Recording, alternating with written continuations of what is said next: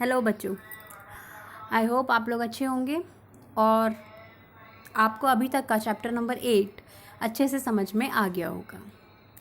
तो आज हम अपना करेंगे वो क्वेश्चन जो ज़्यादातर बच्चों के डाउट में रहता है, जिससे बच्चे बहुत डरते हैं।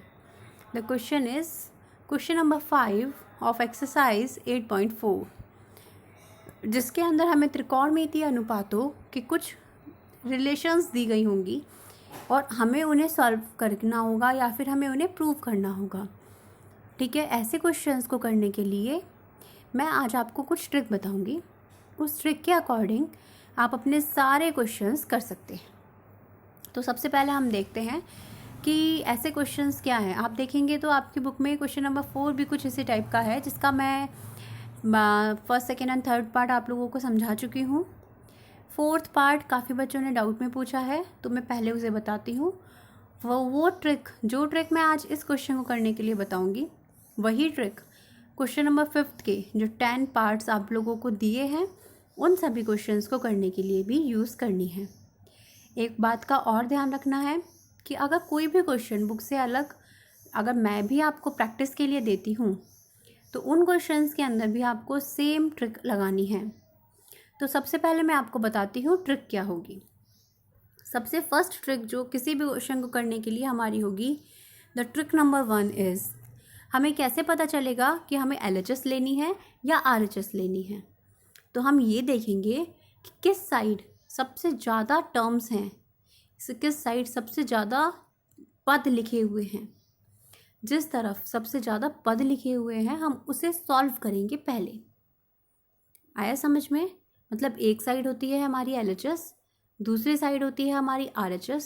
तो जिस साइड LHS और RHS में से जिस भी साइड ज़्यादा टर्म्स होंगी हम उन्हें सॉल्व करेंगे पहले। ओके, सेकंड हमारी सेकंड ट्रिक क्या है कि हमारे जितने भी क्वेश्चन हैं हम उन सब को साइन थीटा और कॉस थीटा की टर्म्स में, ये सबसे इम्पॉर्टेंट ट्रिक है आपकी कि जितनी भी फर्स्ट ट्रिक तो आपको समझ में आ गई। मोर टर्म्स, जितने ज़्यादा आपके पद होंगे, जितने ज़्यादा आपकी टर्म्स होंगी, उसको आपको पहले सॉल्व करना है जिस साइड।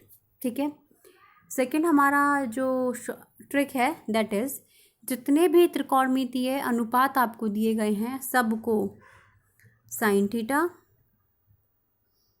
और कॉस थीटा की टर्म्स में लिखना है। ठीक है, इस बेसिक ट्रिक को लेते हुए आप अपने सारे क्वेश्चन सॉल्व कर सकते हैं। अब बच्चों के दिमाग में ये क्वेश्चन आता है कि हम अपने सारे पदों को, सारे अनुपातों को साइन थीटा कॉस थीटा में कैसे चेंज करेंगे। तो इसके लिए आप मेरी पहले वाली वीडियो देखिए, जिसमें मैंने आपको बताया है कि त्रिकोणमितीय सर्वसमीकाएं ट्रिग्नोमेट्रिक आइडेंटिटीज़ क्या होती हैं।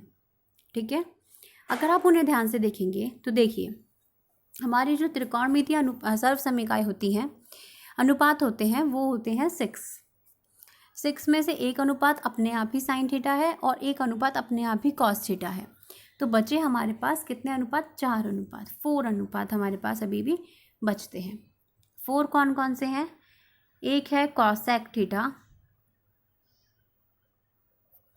एक है सेक थीटा,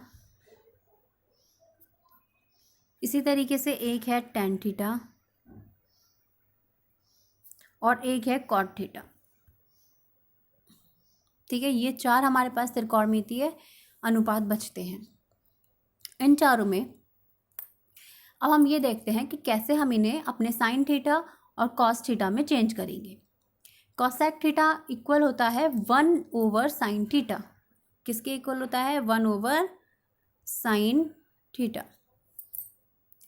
ठीक है, तो अगर कहीं भी आपको किसी भी क्वेश्चन के अंदर कॉसेक थीटा दिखता है तो आप उसे किस में चेंज करेंगे? वहाँ उस कॉसेक थीटा की जगह आप लिखेंगे 1/साइन थीटा।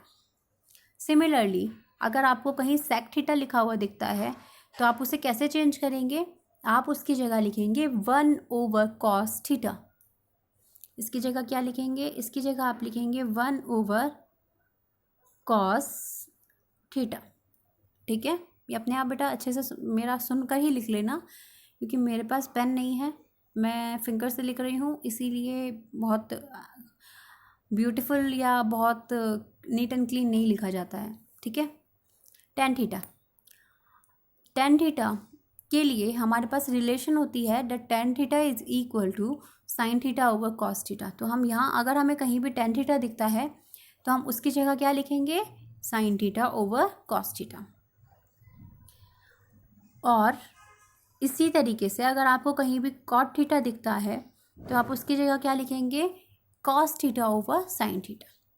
अगर हम ये अपने रूल लर्न कर लें कि हमें कौन सी साइड चूज़ करनी है, किसे पहले सॉल्व करना है और सारे त्रिकोणमितीय अनुपातों को साइन थीटा और कॉस थीटा की टर्म्स में चेंज करना है, तो आप देखेंगे कि आप कितने आसानी से अपने सारे क्वेश्चंस प्रूव कर सकते हैं, ठीक है।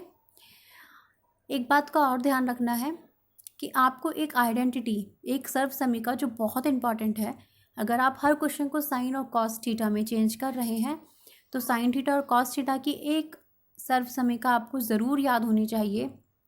वो सर्वसमीका है sine square theta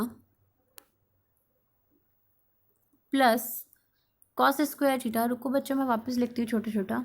sine square theta plus cos square theta is equal to 1। ये बहुत इंपॉर्टेंट सर्वसमीका है और इसका यूज़ हम बहुत अलग अलग तरीके से कर सकते हैं। एक तरीका, अगर आपको कहीं sign square theta plus cos square theta लिखा हुआ मिलता है तो आप उसके जगह डायरेक्टली 1 लिखिए। सेकंड तरीका है कि अगर आपको कहीं साइन स्क्वायर थीटा मिलता है और आपको लगता है मुझे उसे कॉस में चेंज बदलना है, तो आप साइन स्क्वायर थीटा की वैल्यू यहाँ से निकाल सकते हैं और उसकी वैल्यू क्या आएगी, कॉस थीटा को इधर ले जाए, कॉस स्क्वायर थीटा को इस साइड, तो हमें क्या मिलेगा, sine square theta is equal to 1 minus cos square theta. तो काफ़ी ऐसे क्वेश्चंस होंगे जहाँ आपको 1 माइनस कॉस स्क्वायर थीटा लिखा हुआ मिलेगा और आप उसे ज़्यादा सॉल्व करने के लिए, ईजी बनाने के लिए उसकी जगह पर क्या लिख सकते हैं आप, you can write sign square theta in place of 1 minus cos square theta.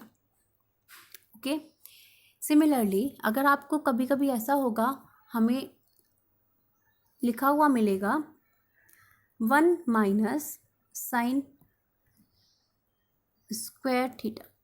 अब देखो 1 माइनस साइन स्क्वायर थीटा भी मैं इसी सर्वसमीका से निकाल सकती हूँ। अगर मैं साइन को इस साइड ले जाऊँ तो क्या मिलेगा मुझे, 1 minus sign square theta RHS में, और यहाँ क्या बचेगा, यहाँ बचेगा कॉस स्क्वायर थीटा। तो आप इन तीनों को अपना रूल लर्न कर लीजिए कि अगर आपको कहीं भी sign square theta plus cos square theta मिलता है तो आपको उसे 1 लिखना है। अगर आपको कहीं भी 1 माइनस कॉस स्क्वायर थीटा मिलता है तो आपको उसे साइन स्क्वायर थीटा लिखना है। और अगर कहीं भी आपको 1 माइनस साइन स्क्वायर थीटा मिलता है तो आपको उसे कॉस स्क्वायर थीटा लिखना है, ठीक है। इसका मैं एक छोटा सा एग्जांपल आपको देती हूँ, जैसे क्वेश्चन नंबर 4 का डी पार्ट। क्वेश्चन नंबर 4 में है कि बताइए, MCQ दिया है कि आप बताइए इन चारों में से कौन सा ऑप्शन करेक्ट है। Question is 1 minus tan square A over 1 plus cot square A is equal to what, क्या। तो देखिए कैसे करेंगे। सबसे पहली ट्रिक, RHS तो है ही नहीं, तो पहली ट्रिक का तो यूज़ करने का मतलब ही नहीं बनता कि किस तरफ ज़्यादा पद है, ऑब्वियसली LHS ही सॉल्व करेंगे। अब सेकंड हमारी ट्रिक थी कि जितनी भी चीज अनुपात हमें दिए होंगे सबको साइन थीटा और कॉस थीटा में बदलना है। तो क्या क्या मुझे दिया है वो देखिए। Ten square theta, ten square theta का मतलब टेन ए का घात 2, तो टेन ए को मैं लिख सकती हूँ साइन ए बटे कॉस ए, तो मैंने लिखा sine A over cos A उस पूरे का whole square. Similarly cot square A को मैं लिख सकती हूँ cos A over sine A इस पूरे का होल स्क्वायर। तो मुझे यहाँ से क्या मिल जाएगा, अगर मैं इसे सॉल्व करूँगी तो ये टर्म मुझे मिलती है LCM लेने के बाद, ठीक है। LCM लेने के बाद जब मुझे ये टर्म मिलती है तो ये टर्म है cos square A plus sign square A over cos square ए। अभी अभी मैंने आपको एक बात बताई थी कि हमारी सर्वसमीका होती है sine square A plus cos square A is equal to 1। इसका मतलब यहाँ पर मैं क्या लिख सकती हूँ, मैं लिख सकती हूँ sine cos square A plus sign square ए की जगह 1 ओवर, तो ये हो गया 1 ओवर कॉस स्क्वायर ए सिमिलरली उसके नीचे sign square A plus cos square A, again 1 over sign square ए, और इसे सॉल्व करेंगे तो हमारे पास क्या मिलेगा, हमें मिलेगा साइन ए ओवर कॉस ए। पर sign A over cos A square तो दिया ही नहीं है, बट मुझे पता है साइन ए ओवर कॉस ए का मतलब होता है टेन थीटा। ठीक है, तो हमारा यहाँ से अगर मैंने इसे टेन ए लिखा तो हमारा आंसर आया टेन स्क्वायर ए, और टेन स्क्वायर ए यहाँ ऑप्शन डी में हमें दिया गया है। ओके, सो इसी तरीके से आपको अपने 5th क्वेश्चन के सारे पार्ट करने हैं। कैसे करने हैं वो मैं आपको नेक्स्ट वीडियो में बताऊंगी। Okay, thank you and do practice of all the questions. आप लोग प्रैक्टिस नहीं करते हो, वो आप लोगों के रिस्पॉन्स से दिखता है। ठीक है, तो बच्चों प्लीज़ प्रैक्टिस करो, क्योंकि मैथ्स एक ऐसा सब्जेक्ट है जो प्रैक्टिस से ही आएगा। विदाउट प्रैक्टिस आप लोग इसे नहीं कर पाएंगे। Okay, so thank you.